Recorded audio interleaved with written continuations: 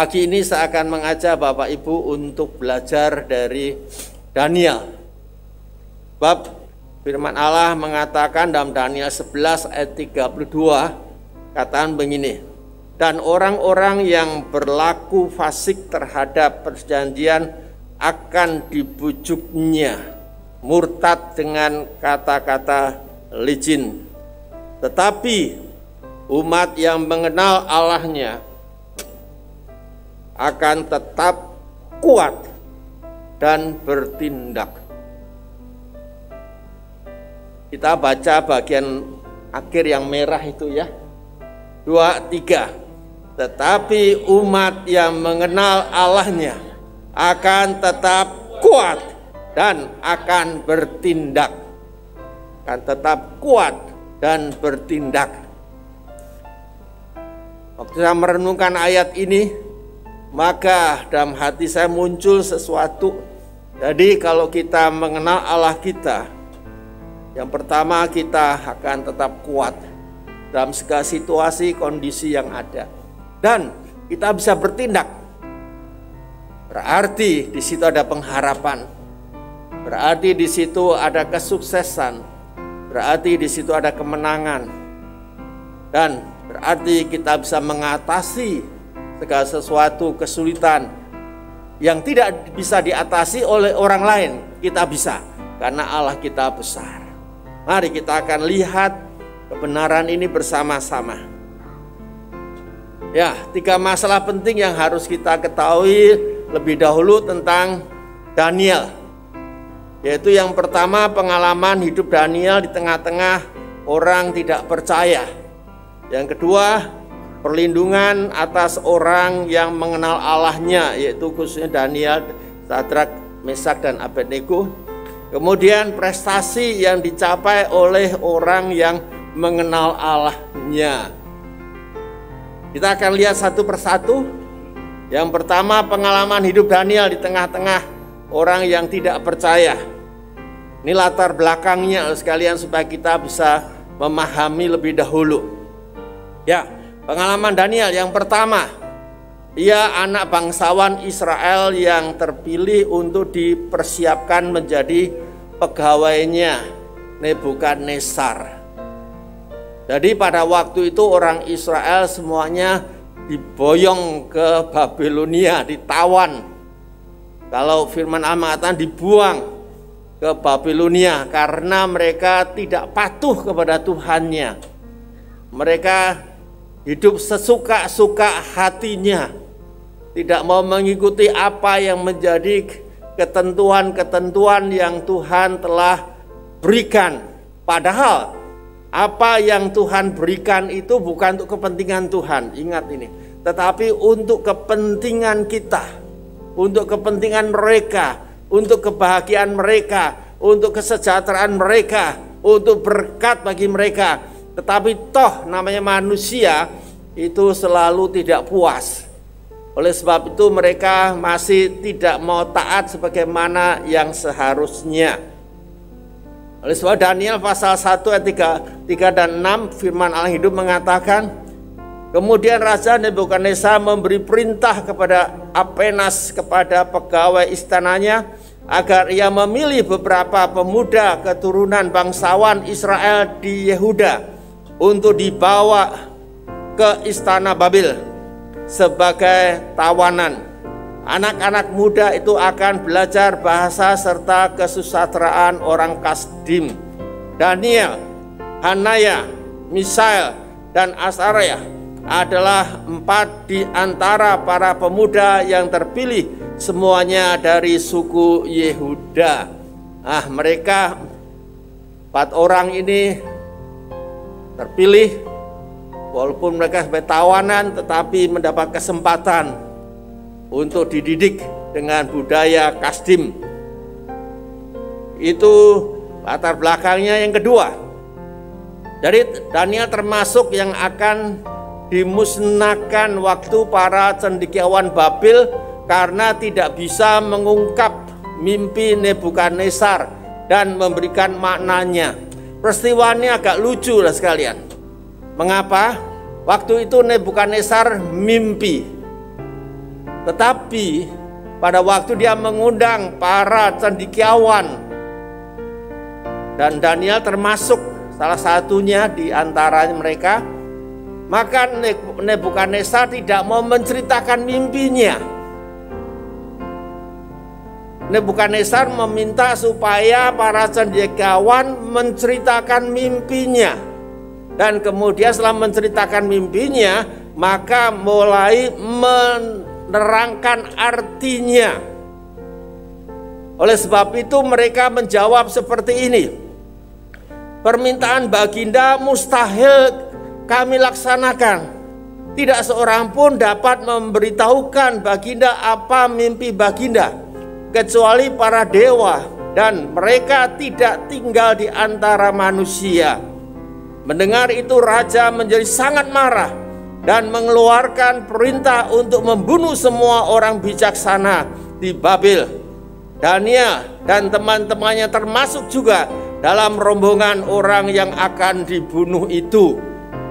Jadi situasinya cukup menegangkan, cukup gawat, karena Nebukadnezar meminta sesuatu yang tidak biasa. Tidak mau menceritakan mimpinya, tetapi dia minta supaya orang-orang cendekiawan, orang-orang disebut bijaksana itu yang menceritakan mimpinya. Dan setelah menceritakan mimpinya, kemudian akan memberitahukan maknanya. Satu permintaan yang sangat sulit untuk dilakukannya.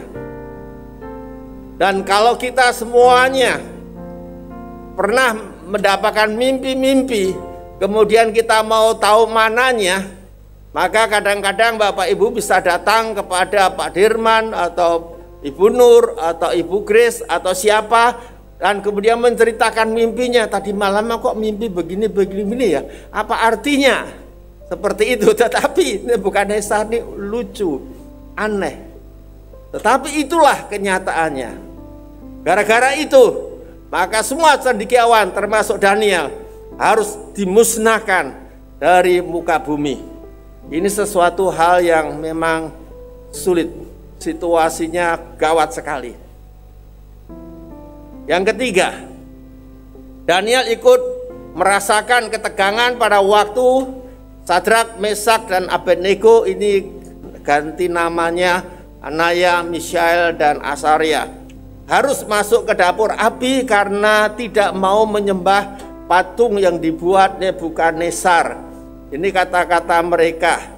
Maka berubahlah wajah Raja Nebukadnezar karena amarahnya yang meluap-luap terhadap Sadrak, Mesak, dan Abednego, lalu memerintahkan agar dapur api itu dipanaskan 7 kali lipat daripada yang sudah ada.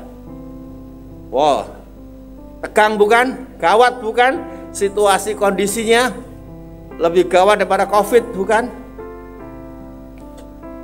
Yang keempat, Daniel merupakan orang yang disolimi oleh teman-teman sejawatnya karena prestasi kerjanya.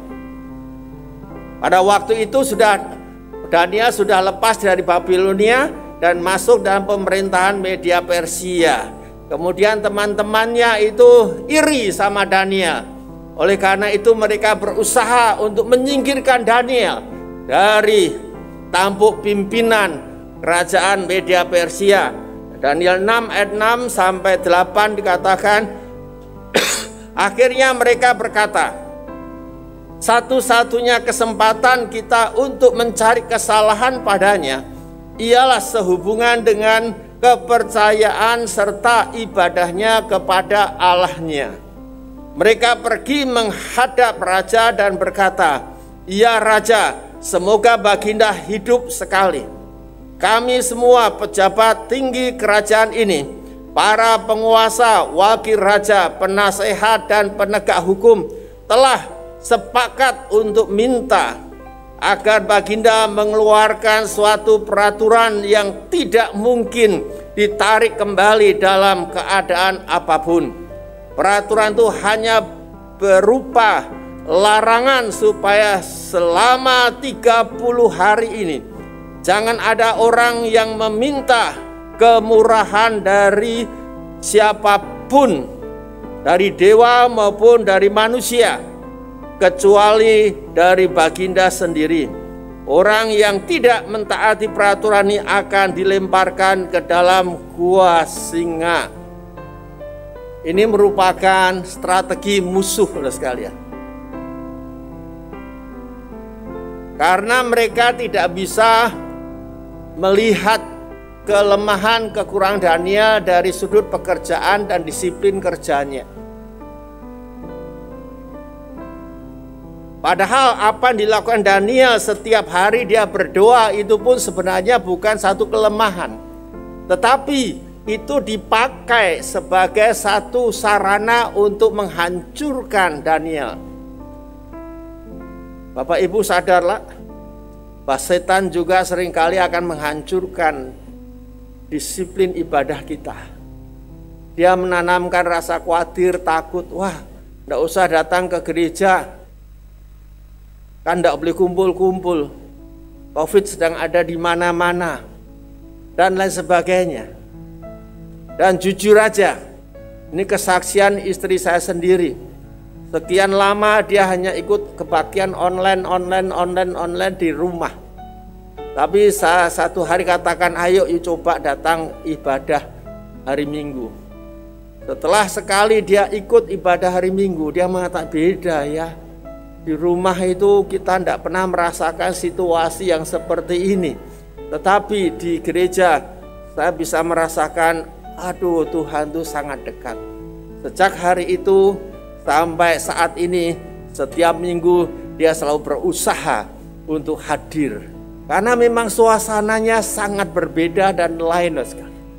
Iblis berusaha untuk menghancurkan bagian ini lebih dahulu. Sebab kalau hubungan kita dengan Tuhan sudah mulai menjauh, itu berarti benteng pertahanan kita semakin merosot, dan pada waktu kita sekali dipukul knock out sekalian. Oleh sebab itu hati-hati dalam perkara ini. Ini yang diserang, tetapi kita bersyukur Daniel tidak mau kalah dengan perkara itu. Jadi kita lihat Daniel pada zaman itu ada tantangan, ada kesulitan, ada hambatan, ada ancaman. Dan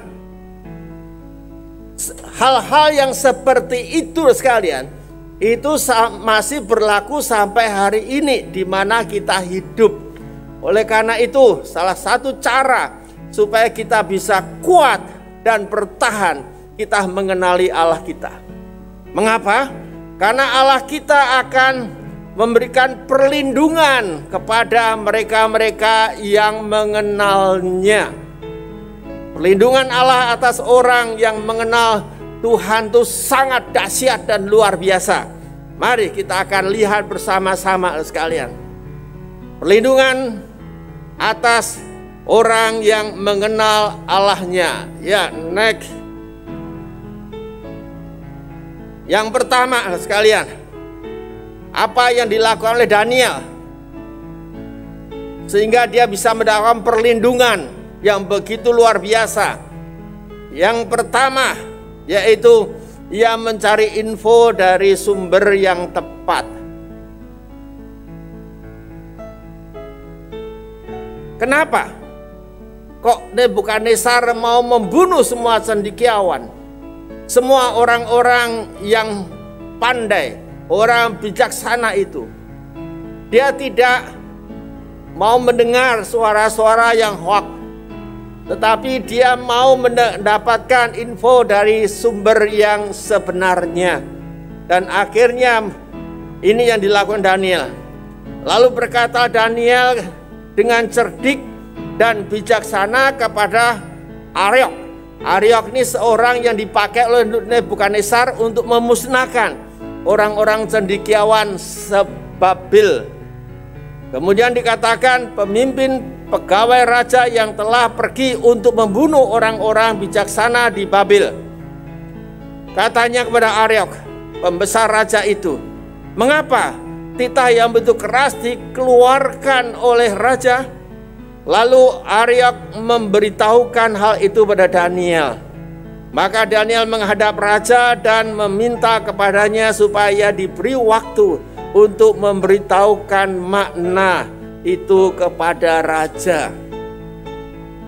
Bapak Ibu, saya mau katakan, jikalau kita hanya suka mendengarkan yang hoak-hoak itu, kita akan gelisah, kita akan menjadi semakin takut, kita akan menjadi semakin bimbang.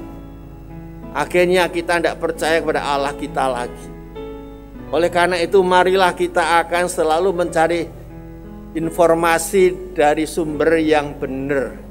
Supaya demikian maka kita tidak akan terjebak dalam situasi yang sangat merugikan kita sendiri. Itu yang dilakukan Daniel. Yang pertama, Allah memberikan roh hikmat kebijaksanaan pada Daniel. Dan setelah dia mendapatkan informasi, maka Daniel datang kepada raja untuk meminta kepada beliau diberi kesempatan untuk mempersiapkan diri agar dia bisa menceritakan mimpi Nebukadnezar dan menerjemahkan maknanya, yang itu tidak bisa dilakukan oleh para cendekiawan yang lainnya. Dari situlah sekalian saya melihat, wow, karena Daniel mengenal Allahnya, maka dia berani bertindak sejauh itu. Yang lain-lainnya tidak berani, tapi Daniel berani karena dia tahu hubungan Daniel dengan Allahnya itu bukan hubungan bos dan bawahan, tetapi sebagai teman, sebagai keluarga yang dekat, yang bisa kita memohon kepadanya dan Tuhan pasti akan memberikannya. Saya percaya tindakan Daniel bukan sok ingin menjadi pahlawan, tetapi sebagai orang yang mengenal Allahnya, ia tahu di balik semuanya itu ada maksud Allah yang ingin selamat dari rencana pembunuhan, juga ingin selamat dari rencana pembunuhan. Ingat apa yang dikatakan Paulus dalam kitab Roma, sesuatu bekerja bersama-sama untuk mendatangkan kebaikan bagi orang yang mengasihi Allah dan dipanggil menurut rencananya. Banyak orang yang mengutuki COVID sekalian. Tetapi seringkali saya mengatakan, Tuhan, aku bersyukur karena Kau mengizinkan COVID ini melanda dunia. Mengapa? Karena dengan COVID ini terjadi seperti sekarang ini, Injil bisa diberitakan sampai ke pelosok-pelosok dunia. Ya, orang-orang yang dahulu tidak bisa mendengar karena tirai bambu maupun tirai sekarang bisa mendengar firman Allah lewat live streaming.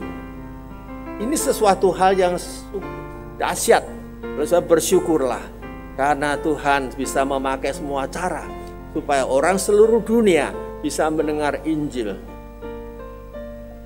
Daniel mentabirkan mimpi raja dan kemudian dia dimuliakan.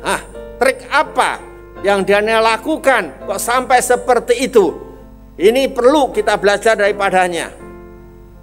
Ya, saya baca ayatnya lebih dahulu. Lalu sujudlah Raja Nebukadnezar di hadapan Daniel dan memberi perintah supaya Daniel dihormati dan kepadanya dipersembahkan kurban bakaran serta persembahan-persembahan yang lainnya. Raja berkata, sungguh Daniel Allahmu itu paling besar di antara segala Allah. Ia adalah penguasa atas segala raja dan menyingkapkan segala rahasia. Aku tahu hal itu sebab engkau telah sanggup menerangkan arti rahasia itu. Ini endingnya sekalian. Tetapi sebelum ending ini ada beberapa hal yang dilakukan oleh Daniel. Dan itu yang penting. Seringkali kita sebagai manusia hanya mau lihat endingnya, tetapi tidak mau lihat prosesnya. Ini sesuatu hal yang jangan terjadi dengan kita masing-masing. Oleh karena itu mari kita akan lihat Nih, Daniel diselamatkan dari kebuasan singa-singa juga. Saya akan terangkan lebih dahulu untuk menunjukkan prestasi-prestasi yang diperoleh. Baru nanti kita akan melihat apa yang dilakukan oleh Daniel. Dari gua itu terdengar suara Daniel menjawab, "Ya Raja, semoga baginda hidup kekal. Allah hamba sudah mengutus malaikatnya untuk menutup mulut singa-singa itu, sehingga mereka tidak dapat menjamah hamba. Karena hamba tidak bersalah di hadapan Allah, juga tidak bersalah terhadap baginda."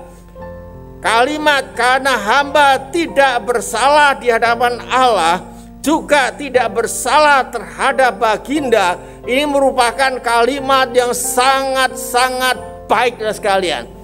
Dan inilah yang harus kita perjuangkan, supaya yang pertama kita itu tidak bersalah di hadapan Allah, dan yang kedua kita tidak bersalah di depan pemerintah yang saat ini memang kita ada di bawah naungannya. Itu prestasi-prestasi yang Daniel peroleh. Nah, sekarang kita akan melihat sekalian yang dilakukan Daniel. Yang pertama, dia membentuk tim doa. Dia membentuk tim doa. Siapa di antara saudara yang tidak suka berdoa? Silahkan angkat tangan. Enggak usah ya. Jangan kita meremehkan doa sekalian. Karena doa itu merupakan sarana yang memang Tuhan tetapkan untuk kita berhubungan dengan Dia, untuk kita berkomunikasi dengan Dia, untuk kita memadu kasih dengan Dia. Oleh sebab itu, kalau kita sebagai orang Kristen tidak mau meluangkan waktu setiap hari untuk berdoa, sebenarnya yang dirugikan adalah kita sendiri. Ya. Daniel 2 ayat 17-19. Kemudian pulanglah Daniel setelah dia ketemu Nebukadnezar dan memberitahukan hal itu pada Hanaya, Mishael, dan Asaria, teman-temannya, dengan maksud supaya mereka memohon kasih sayang kepada Allah semesta langit mengenai rahasia itu, supaya Daniel dan teman-temannya jangan dilenyapkan bersama-sama orang-orang bijaksana yang lain di Babel. Maka rahasia itu disingkapkan kepada Daniel dalam suatu penglihatan malam. Lalu Daniel memuji Allah semesta langit. Luar biasa, bukan? Waktu Daniel dengan teman-temannya membentuk satu pasukan doa, tim doa. Saya tidak tahu mereka dengan berpuasa atau tidak, karena Alkitab tidak menjelaskan. Tetapi kemungkinan mereka juga ada doa puasa. Berapa lama mereka berdoa, sayang Alkitab juga tidak menjelaskan. Tetapi saya yakin tidak hanya semenit, 2 menit, sehari, 2 hari. Itu pasti ada beberapa hari mereka bergumul berdoa. Dan mungkin mereka berpuasa. Dan akhirnya Tuhan mulai menyingkapkan rahasia, sesuatu yang mustahil. Tetapi bagi Tuhan tidak ada yang mustahil. Dan itulah yang terjadi. Kemudian tindakan Daniel mengungkapkan beberapa sikap Daniel yang layak kita ikuti. Daniel mengenal Allahnya sebagai Allah yang Maha Tahu. Itu sebabnya dia berani datang kepada Nebukadnezar dan menjanjikan, kasih aku kesempatan, maka aku akan menceritakan mimpi baginda dan menjelaskan maknanya. Karena dia tahu Allahnya ada Allah yang Maha Tahu, sehingga tidak ada sesuatu pun rahasia bagi Allah. Allah tahu rahasia kita masing-masing secara detail, lebih daripada kita sendiri yang mengetahuinya. Oleh sebab itu Bapak Ibu, lebih baik kita terang-terangan dengan Allah. Kalau kita ada salah, ya kita katakan salah aja. Kalau kita mau membela diri, wong Allah tahu, kan malah kita repot kan? Lebih baik terang-terangan, ya Tuhan, aku memang sudah jatuh, seperti yang dilakukan oleh Daud. Maka Tuhan sangat menghargai orang yang seperti itu. Yang kedua, Daniel sangat bergantung pada Allahnya. Itu sebabnya dia membentuk tim doa, karena dia mau berharap dan bergantung pada Allahnya. Ini pokok khotbah sendiri sekalian, tidak mungkin diterangkan bagi kita semuanya hari ini. Kemudian doa bagi Daniel itu bukan kewajiban, bukan tugas, tetapi suatu kebutuhan pribadi. Kalau kita sudah bisa menjadikan doa sebagai kebutuhan pokok kita, maka saya yakin kita tidak akan pernah tidak berdoa setiap hari. Itu berapa? Setengah jam, 1 jam, atau 1/4 jam, atau bagaimana? Pasti kita sudah mendisiplin diri. Bukan sisa waktu, tetapi kita dengan sengaja menyediakan waktu. Saya mendisiplin diri saya. Setiap saya bangun pagi, kira-kira jam 4 pagi, yang pertama kali saya lakukan adalah menghampiri Dia dalam doa lebih dahulu. Saya berdoa lebih dahulu. Kadang-kadang sampai melewati jamnya, karena hadirat Allah yang begitu kuat hadir, dan itu betul-betul sangat memberkati. Daniel memahami kuasa doa korporat itu sangat besar. Di dalam Matius pasal 18 ayat 19 dan 20 katakan, dan lagi aku berkata kepadamu, jika 2 orang daripadamu di dunia ini sepakat meminta apapun, permintaan mereka itu akan dikabulkan oleh Bapakku yang di surga. Sebab di mana 2 atau 3 orang berkumpul dalam namaku, di situ aku ada di tengah-tengah mereka. Sejak pandemik, sekalian, kami sekeluarga setiap hari dari jam 9 sampai jam 10, setengah 11 mengadakan doa seluruh keluarga. Padahal keluarga saya satu di Bintaro, satu di Surabaya, dan di Kelapa Gading bersama kami. Bagaimana caranya? Saya memakai sarana aplikasi yang memang sudah disediakan, yaitu video call dengan mereka. Kita berdoa bersama-sama. Wow, luar biasa hasilnya sekalian. Sehingga perlindungan Tuhan itu begitu rupa. Dan saya senang, beberapa jemaat di jam 9 sekarang sudah mulai mempraktekkan juga. Satu anaknya ada di Singapura. Kadang-kadang suaminya dikirim ke China, dan di rumah tinggal istri dan anak perempuannya. Tetapi setiap malam mereka bisa bertemu dan berdoa bersama-sama. Mereka bisa menyembah dan memuji Tuhan. Dan perlindungan Tuhan terjadi atas mereka. Ayo kita mulai mempraktekkan ini bagi kehidupan kita masing-masing loh sekalian. Sekarang jarak itu tidak akan menjadi penghambat untuk kita berdoa bersama-sama. Kita bisa memandang wajahnya, kita bisa mendengar suaranya. Sehingga pada waktu dia berdoa dengan keluhan-keluhan yang sangat langsung bisa terbaca. Wah, rupanya anakku ini ada pergumulan khusus. Ayo kita dukung dalam doa, ini penting. 19, maka rahasia itu disingkapkan kepada Daniel dan suatu penglihatan malam, lalu Daniel memuji Allahnya. Sudah kita baca. Daniel berani menghadapi masalahnya. Ini yang kedua. Maka Daniel menghadap raja dan meminta kepadanya supaya ia diberi waktu untuk memberitahukan makna itu kepada raja. Dia menghadapinya. Dia bukan takut. Ini penting untuk kita. Kalau kita takut, kita akan dikejar. Tetapi kita berani menghadapi, maka tantangan itu akan berhenti. Dan kita bisa mengatasinya. Daniel tidak merubah kebiasaannya, yaitu Ketika Daniel mendengar mengenai hal itu, ia pulang dan berlutut di rumahnya, di kamar atas. Kamar itu mempunyai jendela yang terbuka menghadap Yerusalem.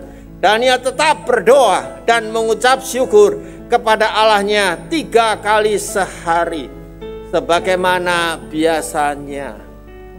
Walaupun tantangan ada di depan, tapi masalah doa tidak boleh diganggu-gugat oleh siapapun. Dan itu rahasianya loh sekalian. Itu rahasianya.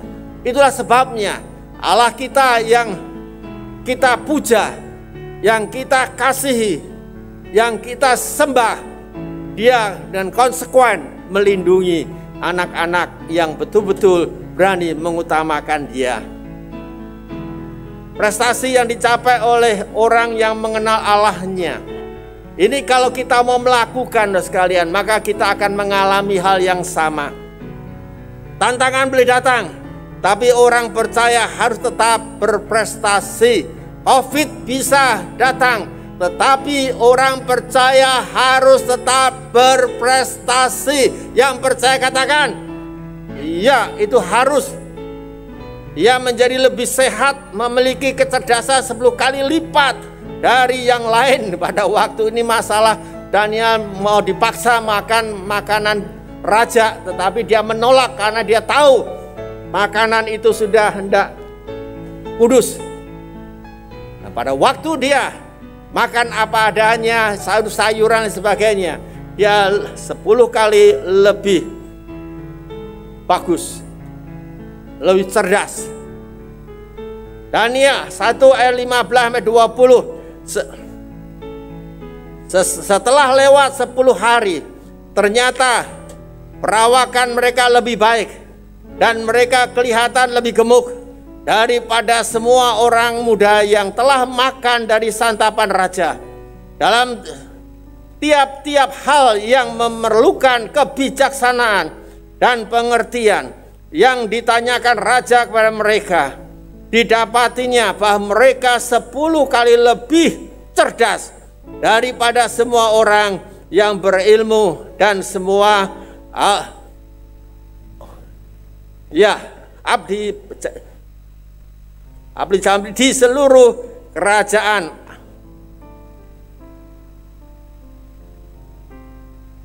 Bapak Ibu yang dikasihi Tuhan, saya berpikir dalam hal ini. Yang membuat Daniel seperti itu bukan makanannya yang dia makan, tetapi kepatuhannya kepada Allah. Itu rahasianya. Dan Allah sangat menghargai orang yang patuh kepadanya. Oleh sebab itu Allah memberikan hasil yang berbeda dengan mereka-mereka. Ini benar. Kepatuhan itu sesuatu yang sangat penting untuk kita semuanya. Yang kedua, langsung 2 jabatan strategi diraihnya sekalian. Ini yang diperoleh oleh Daniel. Daniel dalam pasal 2 ayat 48 dikatakan dia dianugerahi dengan banyak pemberian yang besar. Dia dibuat menjadi penguasa atas seluruh wilayah Babel. Dia menjadi kepala semua orang bijaksana di Babel. Prestasinya langsung gara-gara dia betul-betul mau patuh dan taat kepada Tuhannya. Yang ketiga, dia diangkat menjadi orang ketiga dalam kerajaan Media Persia. Daniel pasal 5:29. Lalu atas titah Belsasar dikenakanlah kepada Daniel pakaian dari kain ungu, dan pada lehernya dikalungkanlah rantai emas, dan dimaklumkanlah tentang dia bahwa di dalam kerajaan dia akan mempunyai kekuasaan sebagai orang yang ketiga. Dimuliakan dia. Tindakan Daniel itu menghasilkan yang pertama, yaitu Daniel pasal 6:23. Raja memerintah, lalu diambil orang-orang yang telah menuduh Daniel. Mereka dilemparkan ke dalam gua singa, baik mereka maupun anak-anak istri-istri mereka. Belum lagi mereka sampai ke dasar gua itu Singa-singa itu telah menerkam mereka, bahkan meremukkan tulang-tulang mereka. Daniel tidak pernah merencana membalas kejahatan mereka. Mungkin Daniel membalas kebaikan mereka, tetapi Tuhanlah yang membalasnya. Akhirnya musuh-musuh Daniel dimusnahkan oleh Allah. Daniel pasal 6:29, firman yang hidup, dan Daniel ini mempunyai kedudukan tinggi pada zaman pemerintahan Darius dan pada zaman pemerintahan Koresi orang Persia. Kemudian dikatakan nama Allah Daniel ditinggikan. Jadi Bapak Ibu yang kasih Tuhan, kalau kita berani hidup sebagaimana yang Tuhan gariskan, Tuhan perintahkan, kita tidak takut dengan lingkungan kita. Di samping prestasi kita akan naik, nama Tuhan kita akan dipermuliakan oleh orang-orang sono itu. Mereka akan kagum dengan Allah kita. Kesimpulannya, yaitu menjadi orang yang unggul dalam pikiran dan karakter kalau kita mengenal Allah. Kalau ini mau ditambahkan tentang prestasi-prestasi, tentang penemuan-penemuan sekalian yang ada di dunia ini yang ditemukan oleh orang Yahudi, orang yang mengenal dan takut akan Allah, wah itu luar biasa, tapi tidak mungkin waktunya ada. Yang kedua, bukan berarti tidak ada tantangan, hidup ini selalu ada tantangan, tapi tantangan itu akan dipakai oleh Tuhan menjadi alat untuk kita meloncat lebih tinggi. Dan yang terakhir, selalu keluar sebagai pemenang yang memuliakan Tuhannya. Itu akan terjadi, tetapi syaratnya yaitu kita harus mengenal Allah kita. Tanpa kita mengenal Allah kita, maka itu tidak akan pernah bisa terjadi. Oleh karena itu Bapak Ibu yang kasih Tuhan, marilah kita akan ikuti apa yang telah Daniel lakukan. Supaya dengan demikian maka kita bisa melihat berkat Tuhan itu turun atas kita. Kita bukan hanya menjadi orang Kristen-Kristenan, tetapi menjadi orang Kristen yang betul-betul mengalami apa yang Tuhan katakan, apa yang Tuhan janjikan, apa yang Tuhan akan berikan kepada kita semuanya. Amin. Mari kita akan berdoa bersama-sama.